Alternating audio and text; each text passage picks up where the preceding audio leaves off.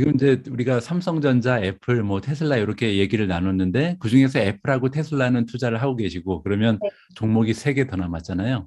네. 이 세 종목을 좀 공개해 주실 수 있나요? 아, 네. 종목은 두 개 더 남았고요. 예. 그리고 제가 그 다음으로 좀 애착을 좀 가지고 있는 기업이 하나 있어요. 예. 아마존인데요. 음. 그 아마존도 역시 테슬라랑 못지않은 비율로 제가 가지고 있어요. 그러니까 애플, 아마존, 테슬라 이게 2대 1대1 정도의 비율로 제가 자산을 가지고 있어서 그 예. 나머지 이제 아마존이 제가 굉장히 좀 오랫동안 좀 가져왔었던 기업이에요. 2017년 예. 초부터, 그러니까 5년 어. 정도를 지금까지 계속 가지고 있는데, 거기에서 예. 오는 약간 그런 애착이 있는 것 같습니다. 근데 이렇게 그냥 또 애착만 가지고 투자할 수 있는 건 아니잖아요. 이 예. 기업이 현재 벌어들이는 돈이 확실하게 있으면서, 그리고 경제적 해자가 확실히 있으면서, 이 두 가지가 있는 상태에서 앞으로의 사업을 확장하고 있다라고 하면 제가 좀 믿음을 가지고 투자할 수 있는데요. 근데 아마존 지금의 주가를 보면은 너무 막 힘든 상황이잖아요. 예. 이게 주가도 많이 떨어졌고 그리고 수익성도 막 좀 힘들어 보이고 공급망 위기에 인건비 위기에 물류 위기에 온갖 지금 위기와 악재들 사이에 이렇게 휩싸여 있는 것 같아요. 근데 제가 예. 이런 상황을 한두 번 겪어본 게 아니거든요. 아마존 되게 힘든 상황들이 많이 있었고요. 그 상황을 한 뭐 지켜보면서 겪어오면서 주가 하락도 경험하고 그리고 단기적으로 이익이 막 크게 꼭 꺾이는 상황 이런 것들도 다 경험을 하고 지켜오면서 이 기업을 살펴보니까 지금 정도의 위기는 이거는 한 길어야 3년 이슈다라고 하는 생각이 또 들더라고요. 그래서 이런 위기들은 다 해결이 될 것 같고 그리고 지금 아마존에서 좀 제가 눈여겨보는 부분은요, AWS, 아마존 웹 서비스인데, 여기가 워낙 이제 세계에서 1위의 그런 클라우딩 서비스를 제공을 하고 있는 그런 정말 탄탄한 캐시카우를 이미 가지고 있잖아요. 근데 예. 저는 사실 처음에 투자할 때는 전자상거래를 좀 보면서 투자를 했는데, 의외로 전자상거래 쪽이 또 굉장히 이제 경쟁이 치열하기도 하고 여기 출혈 경쟁을 하고 있는 부분이어가지고 아마존도 예. 아직까지도 여기에서는 큰 수익을 얻지는 못하는 것 같아요. 근데 앞으로 이렇게 공급을 이렇게 앞으로 점점 더 이렇게 시야를 넓혀가게 될 거고 그리고 거기에서 점점 더 이제 막강한 경제적 해자를 구축을 한다라고 할 때 그 지금은 AWS로서 돈을 거의 수익 창출을 많이 하고 있지만 그런 전자상거래 분야도 한 몇 년 정도 후가 되면은 더 수익성을 많이 가져갈 수 있지 않을까. 그리고 또 이제 구독료도 이제 점차적으로 높일 수 있는 그런 시장 가격 결정력도 가지고 있는 기업이고요. 그래서 그런 면들을 봤을 때 제가 이제 좀 장기적으로 보유해도 괜찮겠다라고 하는 생각이 있어서 아마존은 기존에도 오래 보유해 왔지만 지금은 또 위기 상황에 있지만 이것도 또 얼마 후면 해결될 문제다라고 생각을 해가지고 그냥 가져가기로 결정을 했어요. 제가 이거를 음. 뭐 적당한 때 팔아서 사실은 테슬라를 많이 샀는데 팔고 나 보니까 꽤 괜찮은 가격에 팔았더라고요. 음. 그래서 좀 다행이기는 한 마음도 들지만 또 투자는 음. 이렇게 단기적으로 뭐 성공이 뭐 장기적으로 또 어떻게 될지 모르는 일이니까 그래도 예. 저는 그렇게 리밸런싱을 했다라고 하는 부분은 제가 좀 만족스러운 부분인 것 같고요. 근데 앞으로 제가 이제 가지고 있는 그 비율의 아마존 주식은 계속 믿음을 가지고 갈 만한 그런 기업이고 앞으로 향후 5년 정도까지는 크게 문제가 없지 않을까라고 하는 생각으로 가고 있습니다. 예. 예. 2017년부터 투자하셨으면 2018년에 30% 떨어졌을 때 가지고 계셨겠네요. 다 겪었죠. 예, 예. 그때뿐만 아니라 뭐 코로나 때도 엄청나게 떨어졌었고요. 그때가 2018년 때가 아마 금리가 인상이 맞아요. 금리 세 번 올라가면서 다 떨어졌죠. 너무 힘든 예. 시기를 겪었었는데요. 예. 그때도 저는 그냥 믿음을 가지고 아마존을 가지고 있었어요. 네. 음. 그리고 워낙 나서 또 한참 올라갔죠. 네, 탄탄하니까. 그게 원래 예. 그래서 타이밍을 보는 투자가 되게 위험한 게 적정한 가격에 한 주주가 좋은 가격에 팔 수 있어요. 내가 팔고 나니까 폭락했네. 와, 나 잘 팔았다. 이렇게 할 수 있는데요. 근데 문제는 그러고 나서 대부분 재진입 시점을 찾지 못해가지고 애매한 수익률로 음. 끝나는 경우가 대다수거든요. 근데 저는 예. 그렇게 타이밍을 잘 볼 수 있는 사람이 아니어가지고 그래서 이제 지금 같은 투자를 하고 있는 것 같습니다. 예. 지금 30대시니까 아주 30년은 더 가지고 계시겠네요. 네, 그럴 수도 있을 것 같아요. 크게 지금 성장 방향에서 그렇게 크게 잘못 나가는 부분이 없다라고 한다면, 막 이상한 방향으로 막 나가고 있다면 저는 가차없이 저도 이렇게 파는 사람이거든요. 예. 그렇지 않다라고 한다면 저는 믿음을 가지고 이익이 뭐 단기적으로 많이 꺾이더라도 또 나중 되면 회복할 거니까 그래서 믿음을 가지고 음. 가져갈 수 있을 것 같아요. 예. 아까 말씀하셨던 그 필립 피셔가 네. 공장의 예를 들면서 비용이 갑자기 올라가면서 실적이 떨어질 때 주식을 사는 게 좋다라는 조언을 했었잖아요. 네. 이게 조금 아마존하고 지금 맞아떨어지는 것 같아요. 왜냐하면 아마존이 지난 2년 동안 네. 엄청나게 돈을 많이 썼거든요. 네. 그 물류센터의 그 기능을 향상시키고, 그다음에 네. 기존에 이제 그 제3 기업에 좀 배송을 많이 맡겼던 거를 자기들이 다 하기 위해서 투자를 너무나 많이 했는데, 그게 지금 현재 주가에 좀 반영이 되고 비용이 늘어나면서 주가가 떨어진 게 아닌가, 이렇게 또 해석을 해볼 수가 있을 것 같아요. 아까 그 네, 얘기랑. 저도 그렇게 생각합니다. 그래서 지금 이제 물류 쪽에서 더 압도적인 위치를 차지하기 위해서 그렇게 출혈 경쟁하는 부분이 지금 있는 것 같아서요. 이게 이제 아마존뿐만 아니라 대부분 지금 현재 전자상거래 기업들이 처한 위기인 것 같아요. 그래서 이제 그런 식으로 해서 아마존은 한 몇 년 후쯤이면 더 좀 자리를 공고하게 잡을 것 같고, 구독료도 음. 이제 더 올리면서 수익 쪽으로 좀 더 이게 나아가지 않을까라고 하는 그런 기대감도 있습니다. 현재는 AWS라고 하는 것이 이게 좀 든든히 잡고 있어가지고 주주로서 또 그 부분에서는 마음이 좀 편하고 있습니다. 예. 뭐 테슬라 같은 경우는 우리가 자율주행이나 로보택시에 좀 기대를 걸고 있고, 애플은 아까 우리가 얘기한 것처럼 헬스케어 쪽, 뭐 아니면 서비스 쪽에 이제 지금보다 더 나아질 거라는 기대감이 있는데, 아마존은 그런 게 있을까요?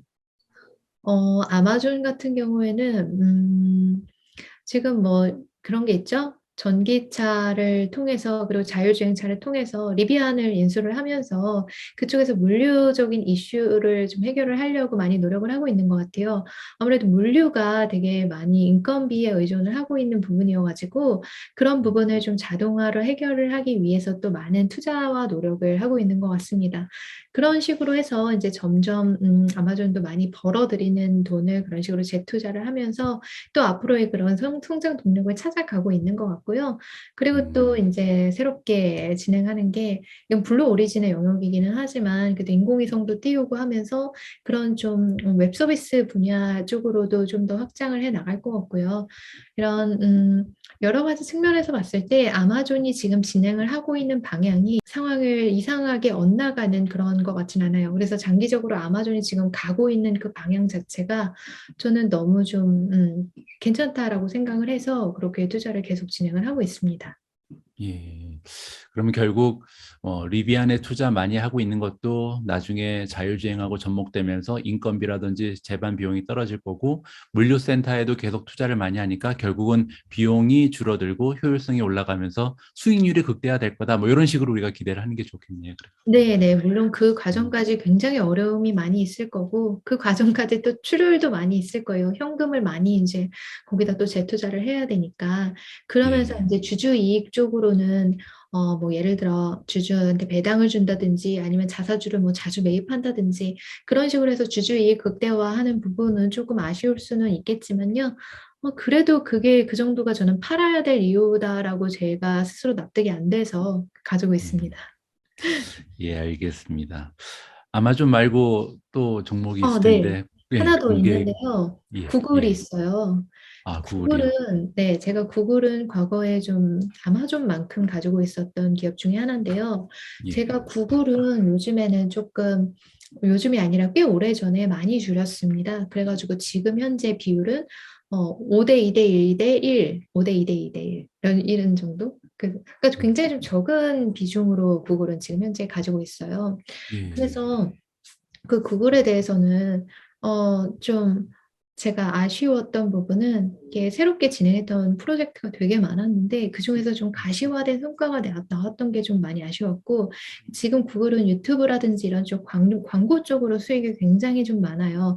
물론 예, 그 유튜브라는 플랫폼이 워낙 막강하고 전 세계인들이 이렇게 잘 활용하는 플랫폼이라 가지고 거기에서 오는 그런 수익 창출적인 부분이 큰데 근데 저는 그렇게 광고 수입에만 너무 의존하는 기업에 대해서 제가 마음이 감정적으로 그렇게 오래 보유하고 싶은 그런 감정이 이렇게 나오지는 않는 것 같아서 그래서 예. 구글의 비중을 되게 좀 많이 줄였었어요.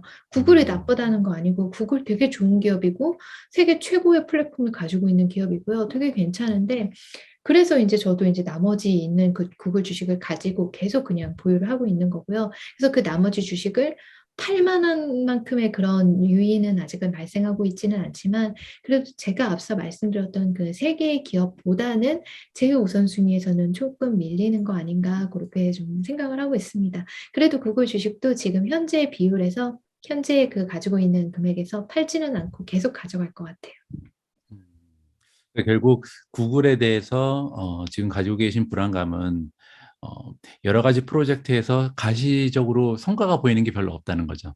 네, 그 부분이 저는 조금 아쉽다라고 느끼고 있어요. 뭐, 애플카도 많이 했고요. 뭐, 음, 다양하게 많은 프로젝트를 했어요. 지금 뭐 어떤 프로젝트도 있냐면요. 뭐, 영생 프로젝트 이런 것도 했었잖아요. 예. 길가메시 프로젝트라고 해가지고, 그거 되게 인상적이었는데, 그렇게 정말 여러 가지를 했는데, 의외로 그렇게 눈에 띄는 거가 제 마음을 사로잡는 그런 게 없었던 것 같아요. 음, 그러니까 이제 같은 거를 보고 어떻게 보면 긍정적으로 해석할 수도 있고 부정적으로 볼 수도 있는 건데 저 같은 경우는 사실 이걸 긍정적으로 보거든요. 아, 왜냐하면 네네. 이 12개의 자회사가 있는데 12개 자회사 중에 지금 구글이 만들어내는 매출이 99%가 넘거든요. 그러니까 네, 나머지 11개 회사는 아예 매출을 못 만들고 내고 있는 건데 네네. 그러니까 이제 제가 바라보는 건 이거죠. 나중에는 언젠간 되겠지. 이 음, 11개 중에 음. 한두 개는 터지지 않을까 이런 이제 기대감을 가지고 있는 거거든요. 그래서 네네네네. 어, 저도 과연 어떻게 그거에 될지 좀 봐야죠. 공감하는 부분도 있어요. 뭐 애플도 마찬가지로 그렇게 하겠죠. 지금 현재 굉장히 이렇게 캐시카우가 든든하고 비빌 언덕이 있는 상태에서 그렇게 뭐 차량 애플카를 한다고 굉장히 많은 돈을 들이기도 하고 그렇게 이제 마찬가지로 구글도 막대한 수입을 통해서 그렇게 새로운 사업들에 진출을 하고 거기에서 이제 의외로 하나가 크게 얻어 걸려가지고 아마존도 음, 아마존 웹 서비스가 그런 식으로 해서 의외로 하나 크게 얻어 걸리는 부분인 거잖아요. 구글도 그런 식으로 또 새로운 것들을 발견을 해낼 수 있을 거고. 그래서 제가 나머지 주식을 팔지 않으려고 합니다. 팔지 마세요. 잘 될 것 네. 같아요. 알겠습니다. 예전에 이제 구글이 그 이름을 알파벳으로 바꾸면서 이제 지주회사를 만든 거잖아요. 원래 이제 네. 구글이라는 하나의 회사에서. 근데 이 이름을 알파벳으로 지은 이유가 저는 굉장히 마음에 들거든요. 음. 이 알파벳이라는 이름을 만들 때 A부터 Z까지 구글처럼 큰 회사로 다 채워버리겠다. 이런 그 네. 엄청난 야망을 갖고 있는 이름이라 그러더라고요. 그래서 네. 언젠가는 이 야망이 좀 결실을 맺지 않을까 개인적으로 기대를 하고 있습니다. 네, 저도 그 기대가 아직은 일말은 있는 것 같아요. 그래서 이 나머지 주식, 사실 그렇게 적은 금액도 아니에요. 왜냐면 음, 이게 제가 너무 많이 올라가지고 그걸 지금 많이 떨어져도 워낙 옛날부터 가지고 있었기 때문에 예. 그래서 저는 이거를 전혀 팔 생각이 없고요. 그 말씀하신 대로 거기에서 또 하나 크게 저는 구글이 이를 낼 수 있을 거다. 그렇게 믿음을 가지고 있습니다. 예. 오늘 주식 종목에 대한 얘기는 여기까지 하고요. 네. 좀 본질적인 이슈에 대해서 질문을 좀 드리고 싶은데, 네. 저는 이제 개인적으로 성공적인 투자를 하기 위해서는 우리 투자자 각자가 개인적인 상황, 그리고 경제적인 여건에 따라서 이 원칙이 좀 달라져야 되고, 또 본인만의 전략을 수립하는 게 굉장히 중요하다고 생각을 하거든요. 한주주님은 본인만의 투자 원칙을 가지고 계신지, 그리고 어떤 투자 원칙을 지금 시행하고 계신지 궁금합니다. 아, 네. 제가 그 가지고 있는 투자의 원칙은요. 저는 이제 얼마 전까지 월급쟁이였으니까 그 월급쟁이로서 내가 이제 투자를 장기적으로 이어갈 수 있는 방향이 무엇인가 그걸 기준으로 해서 제 투자의 원칙을 수립을 했었어요. 제 투자의 원칙은 크게 이제 한 세 가지 정도로 볼 수가 있는데요. 가장 첫 번째는 빚내서 주식하지 않는다. 왜냐면 이제 빚을 내서 투자를 하다 보면은 물론 저는 빚 내서 투자하는 게 나쁘다는 건 아니에요. 그렇게 이제 빚이 얼마를 만기를 가지고 내가 이거를 운용할 수 있느냐에 따라서 빚을 가지고도 장기 투자를 할 수 있고요. 그리고 그 장기 투자를 하면서 빚에서 나오는 그런 이자보다도 훨씬 더 높은 이익률을 분명히 올릴 수 있다고 생각해요. 장기 투자를 하면. 하지만 제가 그렇게 하지 않는 거는 저는 이제 투자보다도 제 삶이 더 중요한 부분이거든요. 제가 살아가는 데 있어서 마음이 편하고 좀 내가 즐길 수 있고 기분이 이렇게 가뿐하고 이런 상황을 저는 되게 즐기는 사람인데 빚이 있으면 제가 마음이 그렇게 편안할 것 같지도 않고 마음이 그렇게 가뿐할 것 같지도 않은 거예요. 근데 저는 지금은 주식이 이렇게 아무리 떨어져도 제 마음의 동요가 아무것도 없거든요. 그래서 표정도 되게 즐거워 보이지 않나요? 표정도 되게 즐거워 보이잖아요. 그래서 저는 그렇게 제가 이렇게 마음 편하고 즐겁고 가볍게 투자를 할 수 있는 이유가 빚이 없기 때문에 저는 이걸 가지고 5년, 10년, 20년 저는 버틸 수가 있거든요. 그리고 제가 이제 조금 이 주식 자산을 모아둔 그 투자해둔 상황에서 제가 이제 또 소소히 제가 이렇게 일을 전혀 안 하는 건 아니잖아요. 그 퇴사를 하고 나서도 저는 이제 소소히 제가 먹고 살 수 있는 정도의 용돈벌이는 하고 있어요. 그렇기 때문에 내가 즐기는 일을 하면서 용돈벌이를 하고 투자 자산은 투자 자산대로 내가 그냥 묻어둘 수 있고 이런 네. 상황이 갖춰졌다라고 하니까 그게 너무 이제 마음이 편해서 빚을 내서 투자를 하지 않는다라고 하는 거를 제 일종의 좀 투자 원칙처럼 가지고 있어요. 물론 근데 제가 뭐 부동산을 좀 더 이렇게 투자를 더 크게 해본다라고 하면 부동산은 레버리지를 이용할 수밖에 없을 거예요. 하지만 이제 주식 투자에 있어서는 저는 레버리지를 활용하지 않는다라고 하는 거를 원칙으로 첫 번째 원칙으로 가져가고 있고요. 그리고 예. 제 이제 두 번째 원칙이 있는데 두 번째 원칙은 저는 이제 글로벌 초우량주에 장기 투자한다라고 하는 원칙을 가지고 있어요. 그러니까 제가 아까 전에 삼성전자 주식이 되게 좋은 기업이고 좋은 주식인데 제가 거기에 투자를 하지 않는다라고 말씀을 드렸던 거는 제가 그 글로벌 초우량주라고 생각하는 그 기준이 조금 아니어서 그래요. 삼성전자 굉장히 괜찮은 기업이긴 한데 제가 정의한 초우량주는 세계 시가총액 1위부터 10위 사이에 있는 기업 중에서 지금 현재 현금을 벌어들이는 그 현금의 캐시카우가 되는 그런 종목, 주종목이 확실하게 포트폴리오가 있고 그런 상황에서 이제 미래 성장 동력까지도 가지고 있는 그 세 가지를 다 갖춘 기업이라야지 저는 초우량주라고 생각하고 장기 투자를 할 수 있는 기업이다라고 생각을 하거든요. 제 이 원칙에서 삼성전자가 조금 그 부분을 다 채우지 못한 부분이 있어서 제가 이제 투자를 하지 않는 거예요. 그래서 저는 이 원칙을 가지고 이제 투자를 하고 있는데 그거는 제가 자본이 아직 제가 엄청나게 많은 사람이 아니니까 이 한정된 자본을 가지고 저는 주식 종목도 많이 늘리지 않거든요. 주식 종목 한 3개에서 5개 정도가 적정하다고 생각을 하기 때문에 물론 이 종목도 이거는 사람마다 이제 다른 건데 제가 관리할 수 있는 저만의 그런 깜냥이 한 그 정도 된다라고 하는 거를 말씀을 드리는 거고요. 그러면은 그 5개 종목 내에 이제 투자를 한다라고 하면 거기에 이제 아쉽게도 삼성전자는 되지 못했지만 네. 나중에 이제 제가 주식 자산이 뭐 10억이 넘어가서 그 중에서 내가 10% 정도는 좀 공격적인 투자를 해보겠다라고 하면 그때부터 이제 저평가 가치주도 찾아서 투자를 해보고 정말 막 이렇게 유망한 성장주에도 투자해보고 그런 식으로 해서 좀 영역을 넓혀갈 수는 있을 것 같습니다. 근데 지금까지는 이렇게 초우량주에 장기 투자한다 원칙을 가지고 있고요. 네. 그리고 또 마지막으로 세 번째는 저는요, 타이밍 투자를 하지 않습니다. 이 타이밍 투자를 하는 게 나쁘다는 건 아니고 이것도 역시 저의 이제 호불호와 연관되어 있는 그런 투자의 원칙인데요. 이 타이밍을 저는 알 수 있을 거다라고 하는 거를 저는 모른다고 생각해요. 제가 타이밍에 대해서 생각하는 거는 타이밍은 시간이 좀 지나 봐야지 그게 나오는 약간의 결과론적인 거 아닌가라고 하는 그런 생각을 하거든요. 타이밍은 지금 이 순간에 우리가 어떤 상황에 있는지 정확하게 알 수가 없고요. 한 시간이 뭐 6개월에서 1년, 2년 이렇게 지나 봐야지 아, 그때가 어떤 타이밍이었는데 이걸 알 수가 있거든요. 그래서 저는 이제 타이밍 투자를 하지 않아요. 그리고 이제 여기에서 저 좀 영향을 미쳤던 부분이 뭐냐면 워런 버핏은 타이밍 투자를 하지 않습니다. 보면은 워런 버핏이 98년도부터 뭐 지금까지 코카콜라 주식을 계속 가지고 있었다라고 하는데요. 이처럼 뭐 비슷하게 계속 오랫동안 보유하고 있는 주식이 있어요. 근데 만약에 버핏이 저점에 사서 고점에 팔면서 이렇게 계속 왔다 갔다 하면서 코카콜라 주식을 보유했다라고 하면 훨씬 더 많은 수익률을 얻었을 텐데 그렇게 하지 않으시잖아요. 워런 버핏 같은 그런 월가의 현자도 그렇게 하지 못하는 부분 내가 할 수 있을까?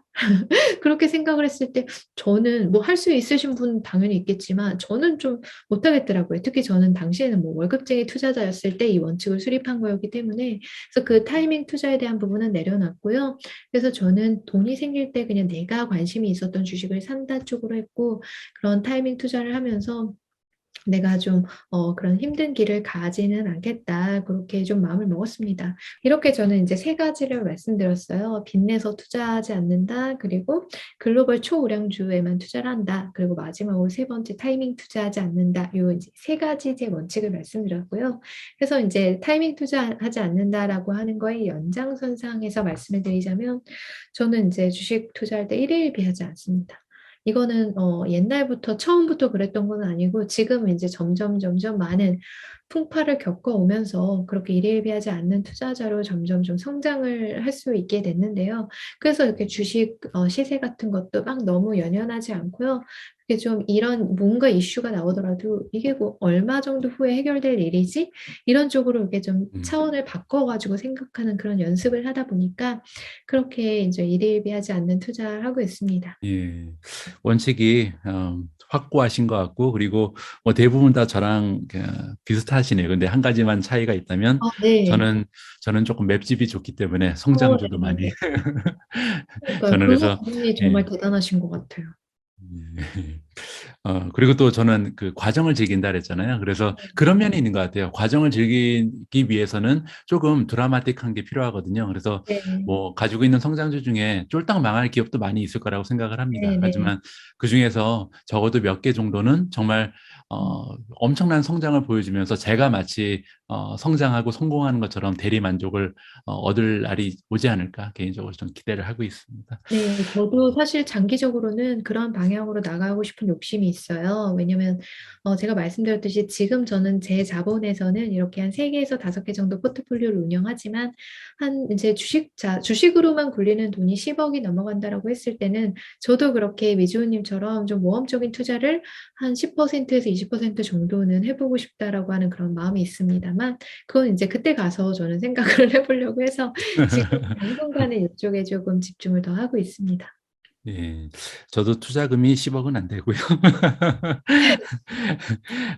타이밍 투자 말씀하셔서 잠깐 저도 좀 거들고 싶은데 네. 저도 인제 그 단기 투자에는 좀 반대하는 입장이거든요. 근데 저는 네.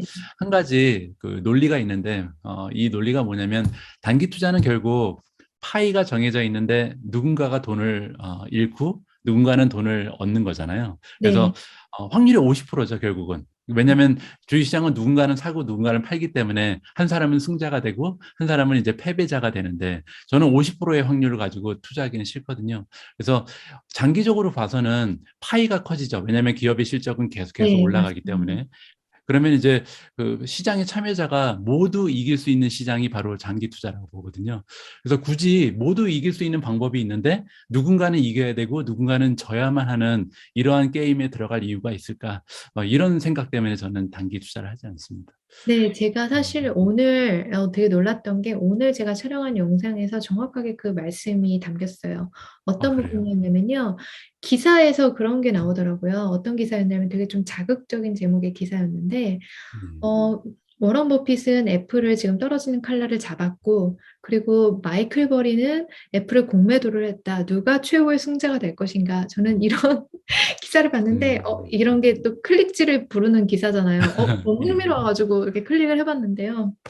자극적으로 그렇게 써놨더라고요. 누가 이제 최후의 승자가 될 것인가? 근데 저는 둘 다 최후의 승자가 될 수 있을 거다 생각을 하는 사람이에요. 왜냐면 마이클 버리는 그 공매도를 해서 단기적으로 승자가 되고 그분은 공매도만 하시는 분이에요. 거기에만 되게 집중을 해가지고 투자를 하시는 분이기 때문에 거기에서 이렇게 또 꾸준히 저는 잘 해 나가실 수 있을 거라고 생각해서 그분도 승자가 될 거라고 생각하고요. 그리고 애플을 또 최근에 매수했다라고 하는 워런 버핏도요, 승자가 될 거예요. 왜냐면은 그분은 뭐 단기적으로는 수익이 많이 깎일 수는 있겠지만 장기적으로 3년, 5년, 10년을 놓고 봤을 때 결국 그분도 승자가 될 거거든요. 그래서 저는 둘 다가 승자가 될 수 있는 시장이지 이게 무슨 제로섬 게임을 하는 시장은 아니다라고 생각을 합니다. 음. 예, 굉장히 건전한 마인드를 가지고 계십니다. 마지막 질문이 될 것 네. 같습니다. 정말 힘든 하락장이 장기간에 걸쳐 이어지고 있습니다. 한주주님께서는 이번 베어 마켓을 어떤 마음가짐을 가지고 이겨내고 계신지 본인만의 비결이 있으면요, 이 방송을 시청하시는 미존 패밀리 분들께 좀 공유를 해주셨으면 좋겠습니다. 네. 제가 그래서 미혼 패밀리 분들께 좀 공유를 해드리고 싶은 말이 있어가지고 좀 적어왔는데요. 예, 읽어드릴게요. 예, 이게 예, 누가 이야기를 한 거냐면요. 제가 존경하는 투자의 구루 중에서 존 보글이라고 하시는 분이 있어요. 그분이 이제 모든 주식을 소유하라라고 하는 그 책을 쓰신 분인데요. 제가 너무 이분의 그 글을 좀 인상 깊게 읽어가지고 말씀을 드리도록 하겠습니다. 예, 예. 음, 투자자로서 우리가 저지르는 실수는 시장이 올라갈 때 영원히 올라가는 것이라고 생각하는 것입니다. 근데 실제로 그런 일은 일어나지 않습니다. 어떤 것도 영원하지 않습니다. 순간입니다. 그러니까 우리가 저지른 실수가 시장이 올라갈 때는 영원히 올라갈 거라고 생각하고 하락할 때는 영원히 하락할 거라고 생각을 하는데 근데 그런 일은 실제로 일어나지 않는다는 거예요. 영원하지 않다는 거죠. 순간의 그냥 일일 뿐이다라고 하는 거를 이렇게 좀 말씀을 해주셨는데, 그러니까 지금 되게 어렵잖아요. 근데 저는 이렇게 지금 어려운 거 길어봐야 저는 이게 3년짜리라고 생각해요. 3년 정도 이후에 지나면은 지금 어려웠던 거, 아니, 연말만 해도요, 아마 지금 뭐가 어려웠는지 잘 기억도 안 나실 수가 있어요. 물론 그 기간이 좀 더 길어질 수도 있겠지만요. 그래서 저는 이 말씀을 드리고 싶었고요. 사실 지금 시장에 뭐 문제가 많다라고 하는데요. 시장은 문제가 없어요. 왜냐면요. 시장은 지금 원래 항상 변동성이 큰 곳이 시장이잖아요. 시장은 상승하고 하락하고 뭐 폭락하고 폭등하고 이게 이제 너무 자연스러운 것이에요. 근데 우리는 그런 시장의 모습을 수십 년 동안 봐왔어요. 이런 변동성이 강하고 되게 변덕스럽고 이런 거 시장의 모습을 굉장히 오랜 시간 동안 봐왔는데 사람들은 자꾸 시장이 문제라고 하는 거예요. 시장은 문제가 아니라 자기의 갈 길을 굉장히 좀 잘 가고 있는 거다라고 저는 생각을 하거든요. 그러면은 이제 이게 시장의 문제가 아니면 누구의 문제일까요? 사실 투자자 본인의 문제인 거예요. 그러니까 그 시장이 그런 이야기를 해드리고 싶은데 시장은 저는 내 자신을 보여주는 거울이다라고 생각해요. 그러니까 어떤 사람은 지금 이런 혼란스러운 시장을 보면서 되게 이제 좋은 매수의 타이밍이 왔네라고 하면서 그 기회를 포착해가지고 막 투자하시는 분들도 있고요. 반면에 지금 이렇게 시장이 어려우니까 거기에 대해서 굉장히 악재만 이렇게 보면서 빨리 이제 주식을 언제 팔아야 되지 이것만 고민을 하고 계시는 분들도 있고요. 굉장히 막 불안하고 초조하게 시장을 바라보시는 분들도 있어요. 이렇게 그냥 시장은 정말 그냥 당연하게 늘 보여주는 그 모습을 보여주고 있는데 우리는 그 시장에 투영해서 내 자신을 바라보고 있다라고 하는 거예요. 그래서 이런 이제 시장은 내 마음을 보여주는 거울이다라고 하는 걸 생각을 하신다라고 하면은 그 시장에서 느껴지는 불안감을 조금 더 컨트롤을 잘 해내실 수 있을 거라고 생각해요. 저는 그러면 이런 하락장 속에서 어떤 거울을 보고 있는지 말씀을 한번 드려볼게요. 제가 이 하락장에서 보는 거울은요, 이렇게 이렇게 하락장이 굉장히 깊어질수록, 그리고 불황이 점점 더 이렇게 좀 심화가 될수록, 그리고 이 하락기가 점점 더 이제 어려운 상황으로 치달을수록 이게 나중에 이제 회복이 될 때는 더 훨씬 더 가파르게 올라갈 수 있는 그런 상승의 동력이 될 수 있다라고 생각을 하거든요. 기존에 이렇게 정말 크게 하락이 왔을 때 정말 급반등하지 않은 시기는 거의 없었어요. 항상 그렇게 시장은 정말 깊은 늪으로 빠져들어갔을 때 더 급하게 급상승을 했었거든요. 그렇기 때문에 저는 지금의 시장 상황에서 더 이게 깊은 위기로 빠져든다라고 해도 그 이후에 급반등의 시기가 분명히 찾아올 거라고 생각하고요. 역사는 항상 그걸 보여줬어요. 그 말씀하셨듯이 이번에 다를 것이다. 이번에도 이번엔 다를 것이다? 다르지 않아요. 음. 그렇게 인제 시장은 또 똑같은 모습을 보여주게 될 거예요. 그러니까 제가 그 시장에서 지금 바라보고 있는 거울은 바로 그거예요. 나중에 또 급반등의 시기가 올 거고 그때를 인제 누리기 위해서 내가 자꾸 주식을 샀다 팔았다 막 이렇게 하는 게 아니라 그냥 쪼금 진득하게 거리를 두고 이렇게 보는 게 편안하지 않을까. '이 또한 지나가겠지.'라고 하는 그런 마음으로요. 너무 시장이 상승한다고 좋아하지 않고 너무 이렇게 하락한다고 또 너무 나빠하지도 않고 그냥 적당한 그 기분을 유지하는 거. 그게 인제 제가 투자를 할 때 저만의 방향성입니다. 예. 너무 그 좋은 말씀을 잘 해 주셔서 제가 순간 인터뷰를 30대 분하고 하는 게 아니고 60대 분하고 하는 줄 알았어요. 굉장히 좀 연륜이 쌓여 있는 그런 조언을 해 주셨고 제가 그래서 저도 한번 생각해 봤거든요. 제가 보는 거울은 어떤 모습인가. 그랬더니 방금 전에 생각난 게 있는데 제가 이제 와이프랑 좀 요즘에 그 농담을 하는 게 있는데 주식시장이 많이 떨어졌잖아요. 네. 그래서 매달 그 유튜브 수입도 생기고 또 시킹 알파라고 제가 참여하고 있는 프로젝트가 있어서 거기서 인제 돈도 받고 이러면 너무 빨리 사고 싶은 거예요 계속해서. 왜냐하면 주식이 많이 떨어졌기 때문에. 그래서 네네네. 와이프한테 "아 이거 안 되겠다. 우리 음식 배달이라도 해서 쪼끔 더 투자금을 확보해야겠다. 우리 둘이 같이 하자. 네. 몇백만 원이라도 더 만들어서 좀 투자금을 늘려야 되는 시기 아닌가." 이런 식으로 농담을 주고받거든요. 그래서 제가 생각하는 제가 볼 수 있는 저의 거울은 그런 모습인 것 같습니다. 주가가 어. 많이 떨어졌을 때 투자금을 더 많이 넣고 싶은 이런 욕망이 좀 큰 투자자다라고 생각이 되네요. 네. 진짜 멋지십니다. 이 떨어지는 칼날을 잡아야지 원래 다 떨어지고 나서 죽을 주술 수 없잖아요. 그건 제 게 아니잖아요. 또 그런 마인드 저는 되게 좀 훌륭하다고 생각합니다. 맞습니다. 오늘 1 시간 반 정도 1 시간 반이 넘었네요. 이렇게 방송을 진행하면서 느꼈던 점이 뭐냐면 아무래도 미존 구독자분들 중에 많은 분들께서 한주주 님의 채널로 옮겨가지 않을까. 말씀 정말 웰컴. 잘하십니다.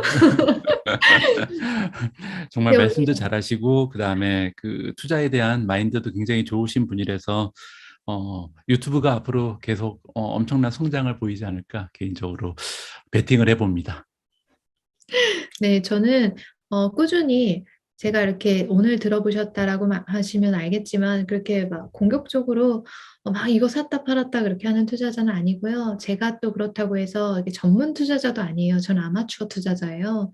저는 제 한계를 분명하게 인식하고 있고 제가 이게 구독자분들한테 드릴 수 있는 건 뭐냐면 제가 책을 되게 많이 읽거든요. 그래서 그 다양한 이런 투자의 구루분들의 그런 투자의 아이디어 이런 것들을 제 유튜브에서 꾸준히 공유를 하고 있어요. 그래서 인제 미주님 이 구독자분들께서는 이렇게 시황에 대해서 이렇게 재미있는 이야기들 이렇게 막 신선한 이야기들 들을 수 있다라고 하면 제 인제 유튜브에서는 완전히 좀 다른 느낌의 그런 이야기를 듣게 되실 거예요. 그러니까 굉장히 이제 투자의 구루라면 '지금 이 상황에 우리에게 어떤 조언을 해 줄까?'